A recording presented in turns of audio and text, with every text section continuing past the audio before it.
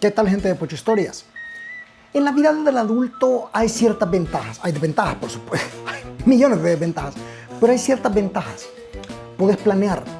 Puedes prever. Tú sabes cómo va a estar tu siguiente día y sabes a qué te atenés. Hay algún tipo de ventaja en eso. El niño no. Al niño se le dice qué hacer.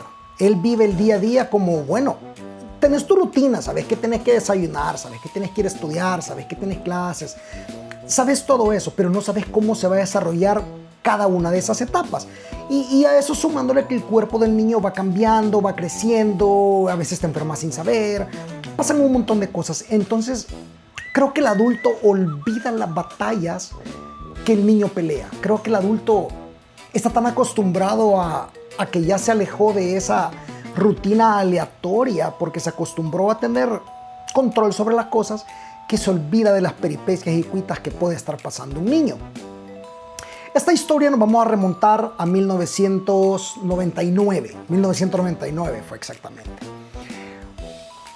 Cuando nosotros pasamos a séptimo grado en el colegio, veníamos de ser la cúspide evolutiva de los niños. Veníamos de sexto grado, los que van en los mayores de la mañana.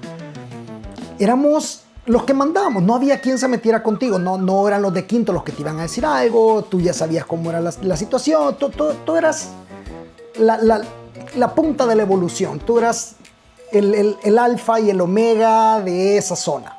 Pero pasas a séptimo grado. Cuando pasas a séptimo grado, o pasabas en aquel entonces, ibas en la tarde.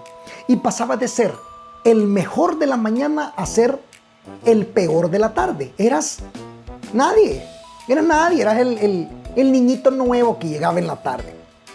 Entonces, primera vez que ocupabas corbata, no sabías bien cómo eran los profesores, porque en sexto grado tenías un profesor que te daba todo excepto inglés y deporte. En séptimo grado ya cada profesor era especializado en su materia, entonces cada profesor te daba una materia diferente, cada profesor tenía su propio ritmo de estudio, sus propias tareas. Era un mundo completamente diferente donde tú eras la presa. Así de fácil. Así comienza esta historia. En un recreo, no sé por qué, en un recreo sucedió que todos jugábamos, todos veíamos qué resolvíamos en el recreo. Y justo cuando ya tocaban para ir a regresar a clases, vos salías corriendo al baño a hacer pipí, a lavarte las manos o lo que fuera, pero no gastabas tu tiempo de recreo en ir al baño. Gastabas tu tiempo de formación antes de entrar a clase en ir al baño. Entonces eso sería una dinámica. Tocaban el timbre que se acababa el recreo y vos tenías que salir corriendo al baño junto con la parvada de otros bichitos de tu mismo grado, al baño que quedara más cerca de tu salón, para hacer pipí como todos los demás, apurarte, lavarte las manos y volver en tiempo récord antes que el profesor llegara. Quien tocaba el timbre era el subdirector. Tocaba el timbre el subdirector en el mismo pasillo donde estaban los salones de séptimo grado, es decir, a la par de nosotros. O sea, el tiempo que tenías era corto, era reducido y pasaban miles de cosas. Pues bueno, yo fui corriendo al baño, como siempre, pero me dio la curiosidad que justo antes de entrar al baño estaba una persona del aseo, una señorita de la limpieza, y tenía agarrada de la mano a Joaquín. Y lo tenía agarrado y es que mire, no puedes. Y le estaba reclamando. Joaquín tenía una cara de perdición, una cara de acusado pero víctima, como una cara como de ese niño que robó comida porque no tenía nada más que comer en días y la mamá está enferma. O sea, una cara de sí, soy culpable, pero por favor entiéndame. Esa es la cara que tenía. Yo no voy a olvidar esa cara de agonía y sufrimiento y culpabilidad, que es una cosa bien curiosa porque normalmente si sos victimario, pues lo hiciste adrede, lo hiciste a propósito porque te vas a sentir mal. No, esta cara no, esta cara fue de desolación, de angustia, pérdida. Mientras una persona adulta lo incautaba y lo retaba. Y era como, mire, usted no puede ser. Esta es cuarta vez que vengo a limpiar y mira cómo me ha dejado ahí, no puede ser. Y él le decía, no, pero es que yo no fui. ¿Cómo no? Si usted... O sea, había un debate entre su cara de culpabilidad y sus palabras negándolo. Y la adulta que sabía que era cierto, que no le iba a creer a un niño. Ella sabía lo que ella misma había atestiguado y acusado de haber limpiado 4 veces. Pero no decía el qué, solo mencionaba la gravedad del asunto, pero no el qué. Obviamente podíamos intuir Cuando todos los niños se fueron, yo me arriesgué. Cuando se fueron, yo me arriesgué y me fui a la parte donde están los inodoros, porque normalmente uno hace pipí en una pared. Eso es lo que había, una pared donde está cayendo agüita y uno se pipí ahí a la par del montón de bichitos. Entonces, cabez, te acomodas ahí, cabez. Pero la parte de los inodoros, de los retretes, está un poco apartada, con una pared divisoria. Entonces, yo me acuerdo que me metí y empecé a buscar el baño en cuestión, porque si se estaba quejando es porque no lo había limpiado. Se estaba quejando por la tarea que tenía que hacer nuevamente por quinta vez, porque 4 veces ya lo había hecho. Clamó ella. Me fui a buscar los baños de uno en uno hasta que llegué a uno. Voy a tratar de describir lo que sucedió. Yo no sé si Joaquín era el culpable. A este momento no se sabía. Lo que sí sabía es que lo que la señorita de ordenanza del aseo estaba pues implicando que había pasado es lo que había pasado. Un niño con mucha necesidad, con una diarrea insostenible, fue como que llegara corriendo, abriera la puerta, se diera la vuelta, se bajara el pantalón, pero antes de poder sentarse, se había cagado. Había salido con tanta presión, me imagino que él calculó y dijo, si me cago suavecito ahorita me voy a chorrear todo. En cambio, si me cago duro, lo saco y no me ensucio. Entonces me imagino que eso fue lo que pasó. Él cuando se iba a sentar, fue tan estruendoso y tan precipitante la situación que toda la caca quedó salpicada en la parte del respaldo del asiento, seguido por un chorro de caca que iba hasta dentro del asiento. O sea, es decir, fue una explosión y luego una línea. Yo no sé si Joaquín fue, yo no tengo conciencia de eso. Lo que sí sé es que él no estaba en mi sección, era muy difícil averiguar, pero estaba en la sección donde estaban mis compañeritos. Ahí estaba Joaquín. Ellos después del recreo, y aquí vamos a hacer una pausa técnica, después del recreo teníamos nuestras siguientes actividades. Obviamente, como los profesores eran turnados, tú no tenías la misma clase que la sección de la par. Definitivamente no. Entonces, la sección de la par, que era donde estaba Joaquín, si no me equivoco, tuvo que haber sido el B, porque yo estaba en el C. Entonces tuvo que haber estado en el B, que por cierto, el salón que estaba a la par de los baños. Pero bueno, esa clase siguiente que ellos tenían era la de informática. Informática acababa de llegar al colegio. Había una alianza con una empresa que se llamaba Future Kids. Esa empresa había puesto como un salón de computadoras que te sentabas en pareja y había diseñado toda una currícula y un programa de enseñanza-aprendizaje donde en séptimo grado lo que veíamos era Office. Estamos hablando de 1999, o sea, el internet apenas llegaba a El Salvador, te conectabas como por un cable chuco de teléfono y aquella babosada caja blanca de Integra. Entonces no era como que tan común, no tenía una experiencia tan cercana a una computadora. Digo, para el colegio donde yo estuve, las personas posiblemente podrían haber tenido una, pero no era común tener una. No tenías un uso diario, los trabajos de los adultos no se basaban en tener una computadora en casa, entonces no era exactamente necesario y no tenías un acercamiento. Entonces, el acercamiento del salón de multimedia, de informática, era enfocado a eso, programas básicos, Office, Excel, Word, todo eso, encender la computadora, apagarla, cómo se ocupa, conectarte a internet, pero el salón estaba especializado para eso. El salón no era un cuarto cualquiera, lo habían adaptado para que era el epítome de los salones de estudio. Aire acondicionado, los cubículos con cada computadora, eran 2 por asiento, no era un pupitre normal, te sentabas en una silla de plástico, como que no era plástico, era como una fibra de vidrio amoldada a tu cuerpo, que se acomodaba a tu lumbar y se acomodaba a tus posaderas, formando así como la forma cóncava de tu culo, de tus nalgas, ¿sí? Mientras tenías aire acondicionado, tenías una pantalla de proyección donde la profesora o el profesor iba haciendo todo. Entonces, esa es la realidad que se vivía. Entonces, ir a informática era una cosa nueva. Tenías que lavarte las manos antes no podías tocar con las manos sucias. Era todo un ritual, no podías hacer un montón de cosas. Tenías que estar en algún tipo de aseo para poder participar de ello. Era parte de la rúbrica que había estipulado Future Kids como empresa y la alianza que tenían con el colegio donde yo estuve.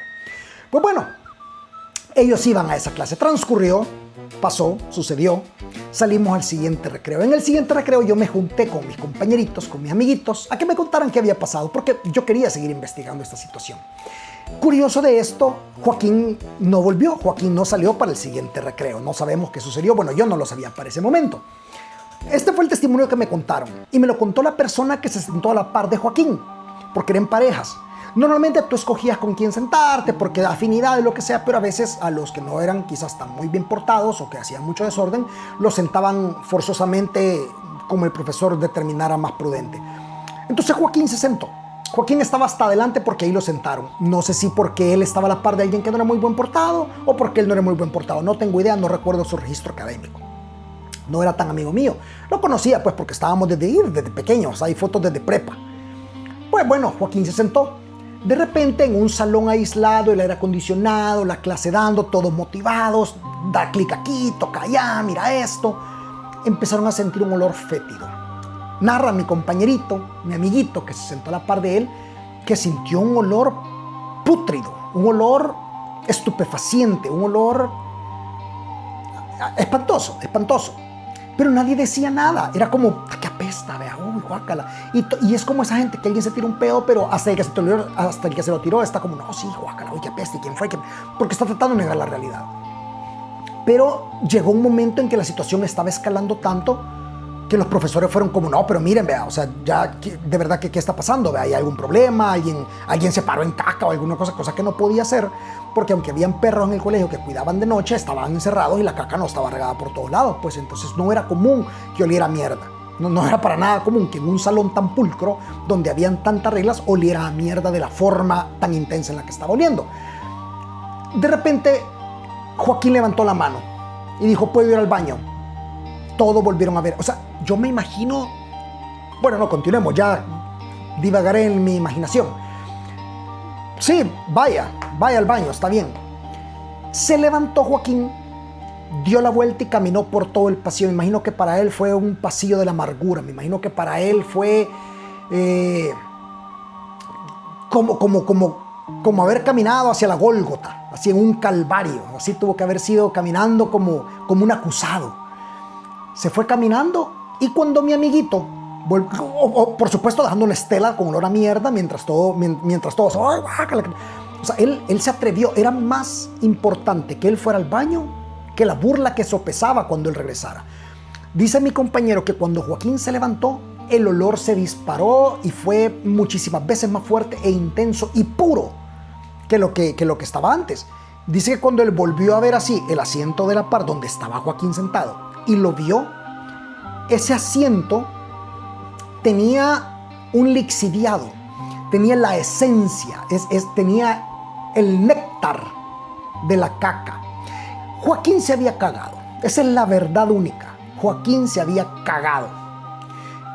El calzoncillo, porque en aquel entonces todavía hablamos de calzoncillo, ni siquiera como un boxer. El calzoncillo, junto con la tela del pantalón formal, habían servido como de colador, habían servido como de esas horchatas de pueblo que se cuelan en unas mantas especiales para eso. Este doble filtro de tela, que podría haber sido fácilmente un algodón y poliéster, este filtro natural que se formó entre dos telas de la caca permitió que la parte sólida concentrada de las heces fecales quedaran en las nalgas de Joaquín, presionadas por el peso de él sobre la silla. Pero el caldo, ese recaudo que quedó de agüita, ese elixir, esa natilla, ese lixiviado, ese residuo, ese remanente, ¿sí? Ese caldito quedó concentrado, puro. O sea, esto no era ni siquiera de receta de restaurante Michelin. O sea, haber sacado esta esencia pura que ni siquiera los perfumeros de Francia, cuando se implementó esto, lograban sacar con tanta pureza, había quedado ahí. Ese juguito, esos mililitros de caca líquida que habían quedado ahí, eran suficientes para que la profesora dijera, evacuemos personas. Alumnos, es insostenible esta situación, evacuemos. Todos salieron. Y había que ir a buscar quién limpiara eso. Joaquín, después de eso, no volvió. Cuentan que él después de eso se fue a la enfermería a fingir que... No fingir, obviamente estaba exageradamente enfermo, pero quizás no había un dolor, sino que lo que había era un malestar emocional y psicológico definitivamente, aparte de una diarrea. Lo llegaron a traer, él terminó el año escolar y ya no pasó a octavo con nosotros. No sé si porque no pasó de grado o por cualquier situación, o si fue por esto, que no lo culparía si fue por esto, pero ya no estuvo con nosotros en octavo grado. Esto me lo contaron mis compañeros y me lo contaron de forma tan explícita que la siguiente hora de clase que tenía yo, después de ese recreo, perdón, la siguiente hora de clase que yo tenía después de la de ellos era de informática y nosotros no fuimos a clase de informática. Por alguna razón, no sabíamos. Luego tocaba el recreo y ahí me enteré por qué no fuimos. Era porque se tomaron el tiempo, no solo de limpiar, sino que de preocuparse para que ya no oliera más a mierda. Eso me llevó a pensar varias cosas. Primero, el niño tiene que pasar por situaciones en las cuales no está controlado, no sabes que te va a dar una diarrea y si te va a dar, no tenés el control absoluto de qué tan fuerte te dio como para poder controlarlo. Estás a merced de los profesores que te den una orden o que te permitan ir al baño o no.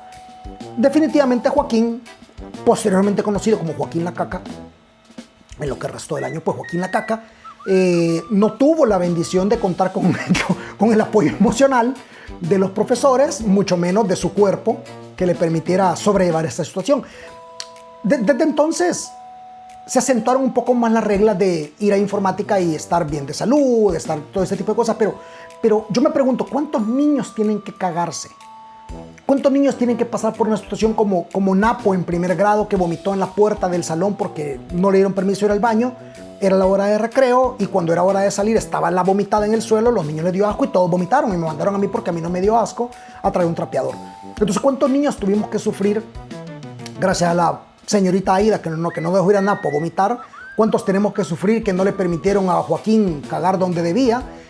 ¿Cuántos niños sufren porque a los adultos se les olvida que los niños están a merced de sus cuerpos y están creciendo? Entonces creo que esta reflexión del pobre Joaquín la Caca, donde sea que esté, hasta compartíamos apellido, por cierto, donde sea que esté, Joaquín, hey, lo siento, fuimos niños.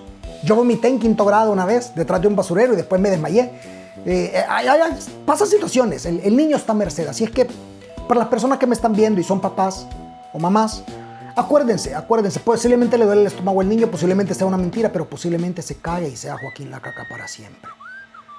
Así que gente, esa fue la pocha historia de ahora. Recuérdense, la salud no es solo importante en esas edades, sino también la consecuencia emocional y psicológica que puede tener un niño por someterlo a situaciones donde el adulto tenga el control y no el niño. Así que gente, nos vemos para la siguiente semana. Esa fue la pocha historia de ahora. Ya saben la misma situación, suscríbanse, aquí están los enlaces, ahí está Instagram, ahí está Facebook para que vean los canales. Y nos vemos para la siguiente. Y si no se suscriben, ¡cácula!